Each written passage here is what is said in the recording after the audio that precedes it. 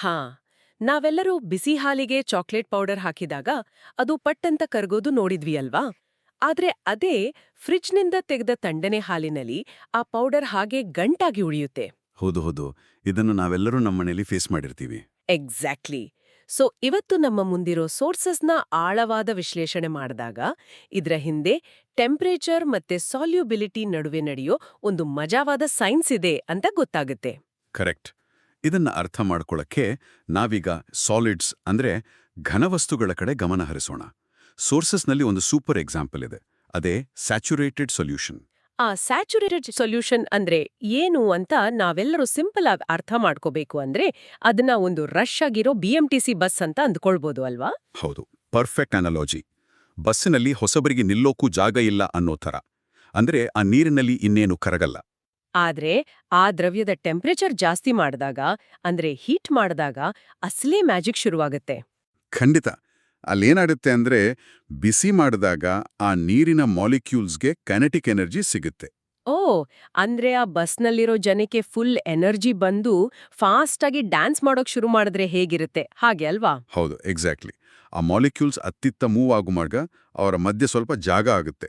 ಆ ಹೊಸ ಜಾಗದಲ್ಲಿ ನಾವು ಹಾಕುವ ಸಾಲ್ಯೂಟ್ ಸುಲಭವಾಗಿ ಸೇರ್ಕೊಳ್ಳುತ್ತೆ. ಲೈಕ್ ಬೇಕಿಂಗ್ ಸೋಡಾ ಅಥವಾ ಚಾಕ್ಲೇಟ್ ಪೌಡರ್ ತರ ಇದನ್ನೇ ಅಲ್ವಾ ನಾವು ಅನ್ಸ್ಯಾಚುರೇಟೆಡ್ ಆಗೋದು ಅಂತ ಕರೆಯೋದು? ಹೌದು, ಈ ಕೈನೆಟಿಕ್ ಎನರ್ಜಿಯಿಂದಾಗಿ ಮಾಲಿಕ್ಯೂಲ್ಸ್ ವೇಗವಾಗಿ ಚಲಿಸ್ತವೆ. ಸೋರ್ಸಸ್ನಲ್ಲಿರುವ ಬೇಕಿಂಗ್ ಸೋಡಾ ಎಕ್ಸ್ಪೆರಿಮೆಂಟ್ ನೋಡಿದ್ರೆ 20 ಡಿಗ್ರಿ ಟೆಂಪರೇಚರ್ಗಿಂತ 70 ಡಿಗ್ರಿ ಟೆಂಪರೇಚರ್ನಲ್ಲಿ ಹೆಚ್ಚು ಸೋಡಾ ಕರಗಲು ಇದೇ ಮುಖ್ಯ ಕಾರಣ. ಒಂದ್ ನಿಮಿಷ, ಸಾಲಿಡ್ಸ್ ಕತೆ ಚೆನ್ನಾಗ್ ಅರ್ಥ ಆಯ್ತು. ಆದ್ರೆ ನಾವು ನೀರನ್ ಕುದಿಸಿದಾಗ ಗುಳ್ಳೆಗಳು ಮೇಲೆ ಬರೋದನ್ನ ನೋಡಿದೀವಿ. ಹೌದು. ನೀರು ಕುದಿಯುವಾಗ ಗುಳ್ಳೆಗಳು ಬರೋದು ಕಾಮನ್. ಅಂದ್ರೆ ಗ್ಯಾಸಸ್ಗೆ ಈ ರೂಲ್ ಅಪ್ಲೈ ಆಗಲ್ಲ ಅಂತಾಯ್ತು ಅಲ್ವಾ? ಹೀಟ್ ಮಾಡಿದಾಗ ಮಾಲಿಕ್ಯೂಲ್ಸ್ ಫಾಸ್ಟ್ ಆಗಿ ಮೂವ್ ಆಗ್ತಾ ಇದ್ರೆ ಆ ಗುಳ್ಳೆಗಳು ಇಲ್ಲೇ ಇರೋದು ನೋಡಿ ಅತಿ ದೊಡ್ಡ ಟ್ವಿಸ್ಟು. ಆ ಗುಳ್ಳೆಗಳು ಬೇರೇನೂ ಅಲ್ಲ, ನೀರಿನಲ್ಲಿ ಕರಗಿದ್ದ ಆಕ್ಸಿಜನ್ ಮತ್ತೆ ಇತರ ಗ್ಯಾಸಸ್. ಓಹೋ, ಅಂದ್ರೆ ಆ ಎನರ್ಜಿಯಿಂದ ಬಿಡಿಸ್ಕೊಂಡು ಅವು ಎಸ್ಕೇಪ್ ಆಗತ್ತೆ ಅಂತನಾ? ಕರೆಕ್ಟು. ಕೈನೆಟಿಕ್ ಎನರ್ಜಿ ಜಾಸ್ತಿ ಆದಾಗ ಆ ಗ್ಯಾಸಸ್ ನೀರಿನ ಬಂಧನದಿಂದ ಬಿಡಿಸ್ಕೊಂಡು ಗಾಳಿಯಲ್ಲಿ ಹಾರಿ ಹೋಗ್ತವೆ.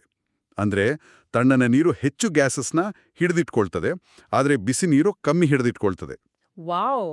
ಹಾಗಾದ್ರೆ ಇದು ಬರೀ ಎಕ್ಸ್ಪೆರಿಮೆಂಟ್ ಅಲ್ಲ, ನಮ್ಮ ಸುತ್ತಮುತ್ತಲಿನ ಎಕ್ವಾಟಿಕ್ ಇಕೋಸಿಸ್ಟಮ್ಗೆ ಅಂದ್ರೆ ಕೆರೆ ನದಿಗಳಿಗೆ ಇದು ತುಂಬಾ ಇಂಪಾರ್ಟೆಂಟ್. ಹೌದು, ನೀರಿನಲ್ಲಿರುವ ಮೀನುಗಳಿಗೆ ಇದು ಮಾಡೋ ಇಲ್ಲವೇ ಮಡಿ ಪ್ರಶ್ನೆ. ಯಾಕಂದ್ರೆ ಮೀನುಗಳು ಉಸಿರಾಡೋದು ನೀರಿನಲ್ಲಿರುವ ಡಿಸಾಲ್ವ್ಡ್ ಆಕ್ಸಿಜನ್ನಿಂದ. ನೀರ್ ಬಿಸಿಯಾದ್ರೆ ಆಕ್ಸಿಜನ್ ಹಾರಿ ಹೋಗುತ್ತೆ. ನಿಖರವಾಗಿ. ಮೀನುಗಳಿಗೆ ತಣ್ಣನೆ ನೀರು ಯಾಕೆ ಇಷ್ಟ ಅಂದ್ರೆ ಅಲ್ಲಿ ಉಸಿರಾಡಲು ಧಾರಾಳವಾಗಿ ಆಕ್ಸಿಜನ್ ಸಿಗುತ್ತೆ. ಅದೇ ನೀರು ವಿಪರೀತ ಬಿಸಿಯಾದಾಗ ಡಿಸಾಲ್ವ್ಡ್ ಆಕ್ಸಿಜನ್ ಮಟ್ಟ ಕುಸಿಯುತ್ತೆ. ಅಯ್ಯೋ, ಆಗ ಅಕ್ವಾಟಿಕ್ ಲೈಫ್ಗೆ ಉಸಿರಾಡಲು ದೊಡ್ಡ ಕಷ್ಟನೇ ಆಗುತ್ತಲ್ವಾ? ಬೆರುಗುಗೊಳಿಸುವ ವಿಷಯ. ಸೊ ಟೆಂಪರೇಚರ್ ರೂಲ್ಸ್ ಈಗ ನಮಗೆಲ್ಲ ತುಂಬಾ ಸ್ಪಷ್ಟವಾಗಿದೆ. ಹೌದು, ಸಾಲಿಡ್ಸ್ಗಳಿಗೆ ಬಿಸಿ ಅಂದ್ರೆ ಹೆಚ್ಚು ಕರಗಲು ಸಿಗುವ ಅವಕಾಶ, ಆದರೆ ಗ್ಯಾಸಸ್ಗಳಿಗೆ ಬಿಸಿ ಅಂದ್ರೆ ಎಸ್ಕೇಪ್ ಆಗೋ ಟೈಮ್. ಇದೆಲ್ಲ ಅರ್ಥ ಮಾಡ್ಕೊಂಡ್ ಮೇಲೆ ಒಂದು ಅದ್ಭುತವಾದ ಯೋಚನೆ ಬರುತ್ತೆ. ನಮ್ಮ ಭಾರತದ ವಿಪರೀತ ಬೇಸಿಗೆಯಲ್ಲಿ ಸುಡು ಬಿಸಿಲಿಗೆ ಕೆರೆಯ ಮೇಲ್ಭಾಗದ ನೀರು ಕುದಿಯುವಾಗ ಆಗ ಆಕ್ಸಿಜನ್ ಇಲ್ಲದೆ ಒದ್ದಾಡುವ ಆ ಪುಟ್ಟ ಮೀನುಗಳು ಏನ್ ಮಾಡಬಹುದು? ಹೌದು, ಅವು ಬದುಕಲು ನೀರೊಳಗಿನ ಯಾವ ತಂಪಾದ ಕತ್ತಲೆಯ ಜಾಗವನ್ನು ಹುಡುಕಿಕೊಂಡು ಹೋಗಬಹುದು. ಆ ಗುಪ್ತ ಜಾಗಗಳಲ್ಲಿ ಅವು ಹೇಗೆ ಸರ್ವೈವ್ ಆಗ್ತವೆ ಅನ್ನೋ ಪ್ರಕೃತಿಯ ಈ ರಹಸ್ಯದ ಬಗ್ಗೆ ನಾವೆಲ್ಲರೂ ಖಂಡಿತ ಯೋಚಿಸಲೇಬೇಕು.